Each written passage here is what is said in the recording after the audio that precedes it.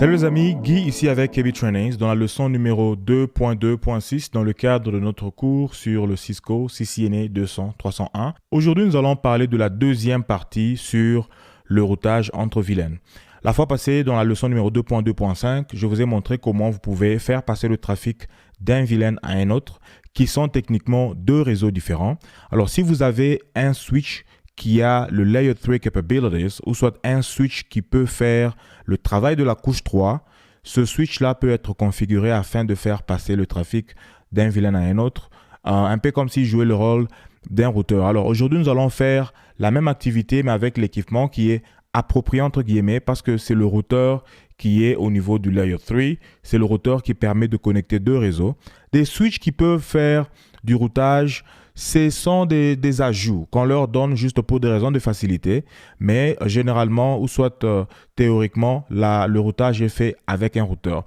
Mais dépendant de votre design, dépendant de vos exigences, vous pouvez vouloir par exemple faire le routage interne entre les VLAN internes au niveau de switch et vous laissez le routeur seulement pour le trafic qui va vers l'Internet ou soit vers un autre building, ainsi de suite.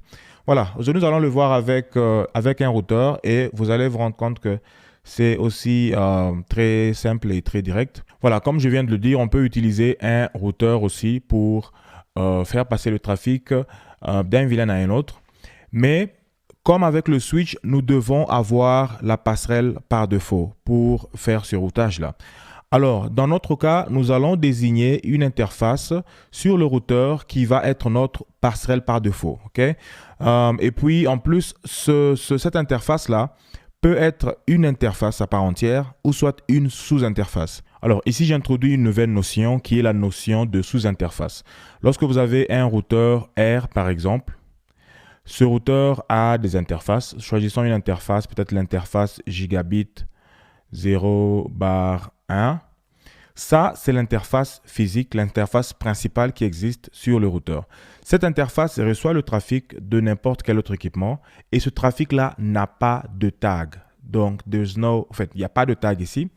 Mais cette même interface peut aussi recevoir des trafics qui ont des tags. Donc, l'interface peut aussi être considérée comme une sorte de trunk. Ça veut dire que je peux créer des sous-interfaces. Par exemple, je crée 0/1.1 et dans le point 1, nous allons recevoir aussi un certain type de trafic qui a un certain tag. Ce n'est pas nécessairement 1, ça peut être le tag numéro 15 comme des VLAN. Alors, voilà, ça c'est exactement la notion que nous allons exploiter aujourd'hui. Donc, au lieu de prendre, si nous avons par exemple le VLAN 1 et le VLAN 2, disons nous avons VLAN 1 et puis VLAN 2. Au lieu de dire VLAN 1 va être connecté ici, VLAN 2 connecté là-bas, nous allons connecter les deux à un même port, mais ils vont avoir deux sous-interfaces différents. Je vais l'expliquer sur Packet Tracer et vous allez très bien le comprendre. C'est ce que je suis en train de vouloir expliquer ici. Donc, une sous-interface doit être connectée et l'encapsulation doit être bien configurée pour que la sous-interface puisse reconnaître de quel trafic elle est censée prendre soin. Et voilà quelques commandes que nous allons utiliser aujourd'hui dans notre lab. Les commandes qui sont nouvelles ici, ce sont ces deux-là. Il y a la commande qui nous permet de créer l'interface, ou soit la sous-interface. Vous pouvez voir qu'il y a interface et puis le numéro de l'interface et nous mettons un point et nous ajoutons un autre numéro pour montrer que ça c'est une sous-interface. Et puis ça c'est la commande qui nous permet de configurer l'encapsulation et nous allons utiliser .1q bien sûr comme d'habitude dans ce cours. Alors nous allons utiliser ces quelques commandes pour faire notre lab. Allons directement dans Packet Tracer et créons notre petit réseau pour faire cette démonstration. Alors pour commencer ici je vais avoir besoin d'un switch. Je prends le switch le plus simple qui est un Layer 2 switch. Et puis, j'ai aussi besoin d'un routeur. Oh, d'ailleurs, ce principe est aussi appelé router on a stick, ou soit le routeur sur un bâton. Ça, c'est aussi un nom qui est donné à ce principe que nous allons appliquer ici. Donc, nous avons un switch, un routeur, et puis nous avons deux ordinateurs qui vont se trouver dans deux VLAN différents. Et en termes de VLAN, nous aurons le VLAN 10. Le VLAN 10 qui est 10.0.0.0/8 et dans la passerelle par défaut est 10.0.0.1/8 et nous avons aussi le VLAN 20 qui a pour subnet 20.0.0.0.8 et la passerelle par défaut est 20.0.0.1/8. Et les deux ordinateurs que nous avons ici, celui-ci se trouve dans le VLAN 10. Donc, nous avons 10.0.0.2/8 et je peux le configurer directement aussi pour que on soit déjà prêt. Display name. Voilà, je le configure, je mets 10.0.0.2 et puis passerelle par défaut 10.0.0.1. Voilà. Puis je vais au deuxième ordinateur, lui va être 20.0.0.2/8 et puis je le configure en lui donnant 20.0.0. Non, ça c'est 200. Non, 20.0.0.2/8 et passerelle par défaut 20.0.0.1.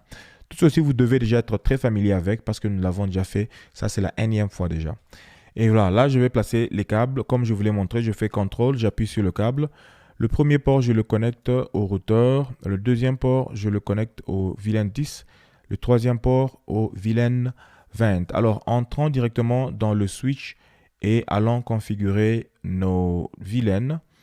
Alors, ce port, retenez que ce port va être un trunk parce qu'il est connecté de l'autre côté à un routeur, il doit être un trunk.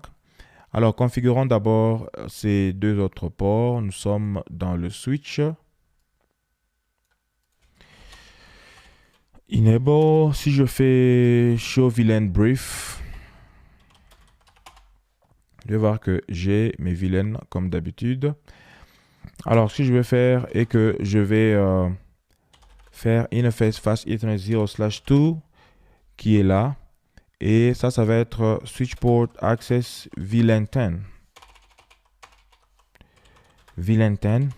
Donc, c'est dans le VLAN 10. Et puis, je fais Interface Fast Ethernet 0/3.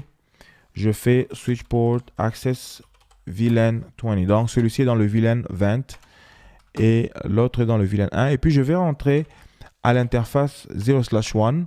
Ça va être un trunk. Switch Port Mode Trunk. Je vais mettre ça en mode trunk. Comme ça, tous les VLAN pourront passer par là. Voilà, j'ai fini le tout du côté de switch. Ce que je dois faire maintenant, c'est configurer le routeur. Et c'est ça la nouveauté aujourd'hui, c'est le routeur. Donc au niveau du routeur, on nous demande si on veut faire le dialogue par défaut. Non. Voilà. Ce que je vais faire est que je vais aller dans les configurations. Je configure les sous-interfaces d'abord. D'abord, essayons de voir quelles sont les interfaces que nous avons. Faisons Show IP Interface Brief. Vous pouvez voir que j'ai trois interfaces. 000, 001 et 002. Ça, ce sont les interfaces principales. Et nous allons créer les sous-interfaces. Je vais utiliser, comme ici, nous avons 000. Voilà. Je vais créer 000.1 et 000.2. Je mets point 1 et point 2 et non point 10 et point 20 pour vous montrer que le point là n'a rien à voir avec le VLAN, mais c'est l'encapsulation que nous allons configurer à l'intérieur qui va nous montrer quel VLAN nous allons utiliser. Déjà, nous pouvons voir que ce port est désactivé parce que c'est rouge ici. Nous allons le laisser désactiver. Vous voyez qu'il est administratively down. Créons d'abord les sous-interfaces et puis nous allons activer l'interface principale. Donc, je vais dans le mode de configuration et puis je vais faire Interface Gigabit 000.1. Ça veut dire que je crée la sous-interface .1. Et si vous regardez la différence, ici on écrit Sub Interface comme sous-interface, config sous-interface. Souvent on écrit config if comme interface, mais ici on dit config sub if comme sub interface. Alors ici, je dois d'abord, avant de mettre l'adresse IP, je dois désigner quelle est l'encapsulation que nous utilisons et quel est le tag que nous allons lire. Donc, je vais faire encapsulation .1q pour montrer que nous allons utiliser les .1q. Et puis après ça, je dois mettre le tag. Donc, ce sera le tag numéro 10. Donc, ça veut dire que ça va prendre soin du trafic du VLAN 10. Donc, le VLAN qui aura le tag 10 va être géré par cette sous-interface. Et puis je clique sur Enter. Et puis c'est là que je mets la IP, l'adresse IP que nous avons prévue pour la passerelle par défaut. Donc je vais mettre 10.0.0.1. Voilà. Et puis je fais Exit. Si je fais do show IP interface brief, nope, c'est do. Voilà, vous allez remarquer que j'ai ici l'interface principale et en dessous de l'interface principale, j'ai la sous-interface que je viens de créer qui a déjà une adresse IP et ainsi de suite. Mais ceci est down parce que l'interface lui-même, l'interface elle-même est down. Je dois activer l'interface d'abord. Donc, je vais faire 000 et puis je fais no shutdown. Je ne vais pas mettre une adresse IP sur cette interface parce qu'il n'y a pas de native VLAN que je vais utiliser. Toutes les deux VLAN qu'on a vont être des VLAN qui auront des tags ou des balises. Alors, je vais garder ça comme ça. Donc, je fais no shut pour démarrer cette interface-là. Regardez bien, ça a démarré et puis la ligne va devenir active. Créons aussi la deuxième sous-interface. Donc, nous allons faire interface gig 000.2. Ça, c'est la deuxième sous-interface. Et puis, je fais encapsulation.1q 20 pour montrer que c'est pour le VLAN 20. Puis, je lui donne l'IP 20.0.0.1. Voilà. Non, IP address. Voilà. Voilà, je termine et je peux faire show IP interface brief. Regardez, j'ai deux sous-interfaces qui sont app parce que j'ai aussi démarré ce port ici qui est l'interface principale. À ce point, nous pouvons déjà faire passer le trafic d'un VLAN à un autre. Si je viens sur cet ordinateur et que je ping d'abord son default gateway 10.0.0.1, regardez, je peux le pinguer et c'est sur le routeur. Et si je ping le deuxième ordinateur qui est le 20.0.0.2, regardez.